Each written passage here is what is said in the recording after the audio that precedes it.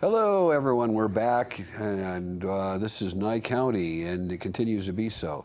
And Chuck, you had some other things you wanted to Yeah, now that we've hammered the VEA, my second pet peeve of the month is this Amon Bundy, whatever's going on at the detention, not the detention center, the federal holding center, right? Yeah, it used to be called CCA. Now they changed the name. But the allegations of torture, the sheriff investigation, and all the rest, if you followed the national news, the former sheriff of Los Angeles County, Lee Baca, was sentenced to 3 years in prison on Friday after his conviction in March on federal charges stemming from a scheme to derail an FBI investigation in the corruption of his department. Now, this followed multiple jail employees being charged and convicted of outrageous things going on in their jails. Here's another one. Former Kentucky jail guard convicted of beating inmate who later died. The panel found excessive force and ignoring the inmate's injuries, and he faces a maximum sentence of 10 years for each criminal count.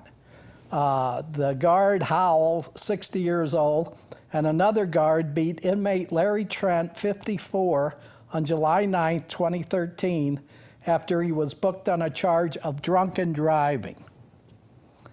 It started when two guards opened Trent's cell to remove a sleeping mat. Trent ran out and the jailers punched, kicked, and stomped on Trent before taking him back to his cell, where Howell kicked Trent in the head, where he lay on the ground, the Justice Department said. So the reason I bring this up in conjunction with the Bundy allegations and the investigation, we have some sick people working in these institutions, whether it be the jail, in some cases the police, in some cases the legal system. The trouble is the paint goes over the whole bunch unless the system addresses these atrocities that are being committed. And I'm amazed and thankful that the LA County Sheriff was both charged, convicted, and now sentenced, and that this other was properly investigated. It was done at the federal level in both cases. We need it done at the local level. But it won't be done at the local level because they protect themselves. Only as pressure is increased, both by the public and by the federal. However, here's the problem. If, say, you have a corrupt sheriff's department and the sheriff is doing wrong, and if he's doing wrong or she's doing wrong, their subordinates are probably going to be doing wrong too. Absolutely.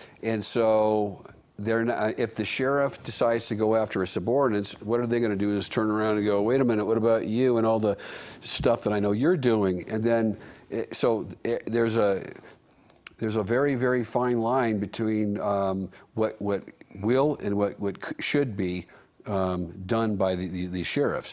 And what they'll usually do, I know locally what we've done here is our command staff has gone after a couple of people and and fired them for indiscretions. But they don't prosecute them, and there's my understanding is these are felonies that were committed in the jail by jail employees. If that's true, by firing them and not prosecuting them, they're not prosecuting. They have no prosecution authority. But I mean, they should arrest them, or at very least long form it and send it to the DA. They don't do that because they know it's going to come back threefold against them, because whatever these guys are doing, the guys up the food chain are also doing it with interest. And to me, again, the only answer is both we need help at the federal level, and of course they got to clean up their act, because that's about as corrupt as you can get also. In other words, we got a mess. And the people, there's so many people they call activists. Amy Nelson mentioned that, the one show she was called an activist. To me, that's an honorable term, because we've got to remain and become more active. People like Dwight Lilly, Amy, all kinds of people have to continue and increase and be joined by others. And it's the only hope, to me, like you said, if they're not going to clean it up themselves, there's nothing else we can do. We need somebody like Louis DeCanio to be more involved. And, Louis called. Louis, buddy, what you got? Hey, good evening, gentlemen. You know, I was watching your program, and as soon as you started with that VEA and that arrest of an innocent co-op member, boy, you don't know how that just sets me off. Now, that man was illegally arrested. Just because he's got different views from Tom Husted, this man is still a co-op member, and he's got a right to be at that meeting. And Tom Husted used his position of authority to try to get this man arrested. And that's nothing more than malicious prosecution, because this man had a legal right to be on that property, to be at that meeting. And one other thing, when Tom Husted turned around and then he sent registered letters to people on VEA letterhead and stuff, which threatened them if they go on any VEA property that they will be arrested for trespassing. That's nothing more than coercion now. These people are members of the Valley Co-op, of the co-op of Valley Electric. They're not criminals. They haven't committed any criminal act. And for Tom Husted, I know he's got a lot of political power and he's got a lot of money and stuff, but that's not what our country's made on. People wave the flag because we're supposed to have rights. But when somebody in a position of authority like Tom Husted can have somebody arrested because he don't like his political views or his views on how he's running things, and then turn around and threaten somebody with more arrests if they step on the property, even though they're co-op owners, something should be done. And like I said, that's just my opinion. I won't tie up the lines, but Tom Husted should be arrested for malicious prosecution and for coercion. That's my take on everything. Thank you, gentlemen, and thank you for having a good program. You guys have a good night, and I'll continue to listen. All right, Louis, thanks. Speaking of Louis, I'm done with the initial part, and the rest of the show revolves around the charges and the incredibly superb performance of Louis DeCanio back in 2010. He gave me DVDs of his trial, and I've never watched a better lawyer. I mean, this is going back to Perry Mason and all the others. Louis did a fabulous job of defending himself, and it brought me to realize what my trial would have been like, because our circumstances were so incredibly similar, of having people who are committing crimes, in other words, we're the victims, and the criminals get mad at us because we call the police, right, and suddenly we are charged and prosecuted with crimes that are so bogus a blind person could see it. Well, it all comes down to proper investigation. And in this department, they're not trained properly because they really don't.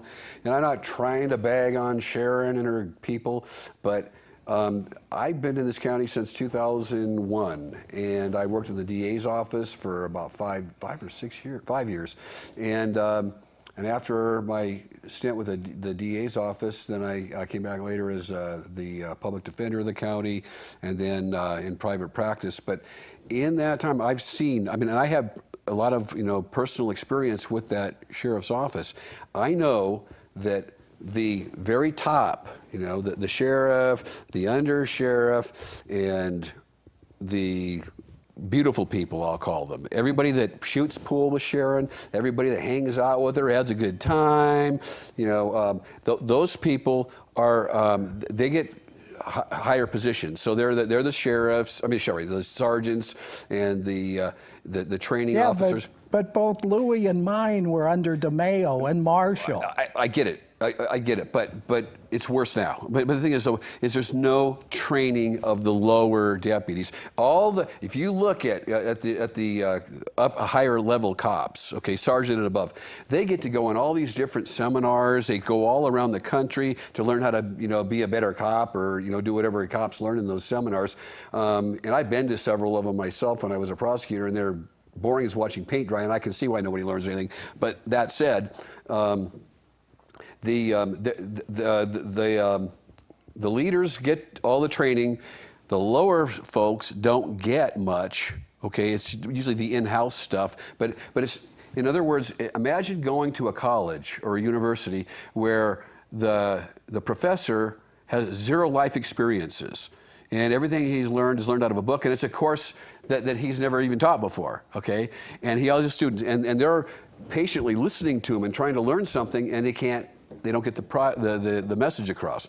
That's what we have here. So there's mistake after mistake after mistake, and they just repeat them, and that's why the DA's office's conviction rate is less than 60%. And to me, the answer, and you mentioned it before, and it would stop the nonsense, is for everybody who is innocent to not roll over and accept the plea deal. Take it to jury trial. I'm doing it on 2 of them. Okay, Noah, you got the first clip ready? Hang on a minute. Let me set it up. Louis defended himself. He had an assistant, what's his name? Armchair counsel? Yeah, it'll come out in the film. But anyway, the part we're about to see is Judge Lane. We're going to have to wait till we come back from the break. But I'll set it up now. Judge Lane was the judge. And what happens once you reach to the district court, his were felony charges, a felony charge, pointing a gun at these guys. And like you said, there was absolutely no investigation. The policeman, you could tell in his testimony, did not want to charge Louis. Somebody above forced the charges. The prosecutors, because who knows why, maybe political reasons, took it all the way to jury trial. Anyway, once it reached jury trial, you have a pool of jurors, in this case maybe 60, that receive summons to appear. It's usually more than that, but right. I mean, most of them don't appear, which is really bad. I mean, regardless of whether you want to be in a jury or not, you should at least show up. I mean, it's kind of like being drafted, and most people don't like being drafted, but you do it because it's your obligation to a society. Right. So at any rate, anywhere from 60 to maybe 250 for a murder trial or something. Right. So anyway, when we come back, we're going to see Judge Lane talking to this jury pool of 60 some odd people. So right now we're going to go to break. Stand by for the video on the other side. Thanks.